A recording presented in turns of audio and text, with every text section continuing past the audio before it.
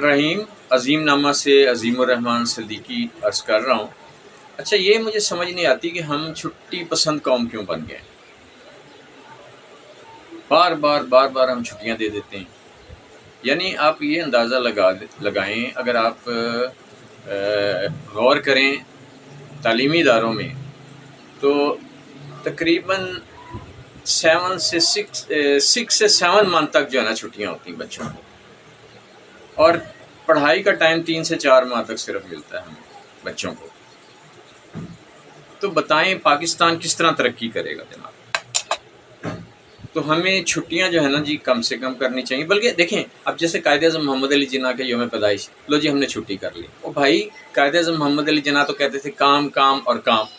تو ہمیں چاہیے کہ انہیں خراج تحسین پیش کرنے کے لیے اس دن تو ہم زیادہ سے زیادہ کام کریں اور انہیں پھر خراج تحسین پیش کریں، ٹھیک ہے نا؟ کوئی خدمت خلق کا کام کریں، چھٹی کرنے کے بجائے بچے زیادہ پڑھیں، فیکٹریز وغیرہ میں اور زیادہ کام ہونا چاہیے۔ لیکن ہم چھٹی کر کے کرکٹ کھیلتے ہیں جناب، سو جاتے ہیں، مزے کرتے ہیں۔ تو ہمیں چھٹی پسند قوم نہیں بننا چاہیے، ہمیں جاپانیوں سے سبق لینا چاہیے کہ جو جناب اتنا کام کرتے ہیں کہ ان کا ملک جو ہے وہ ترقی کی شاہراہ میں آگے سے آگے نکل گیا۔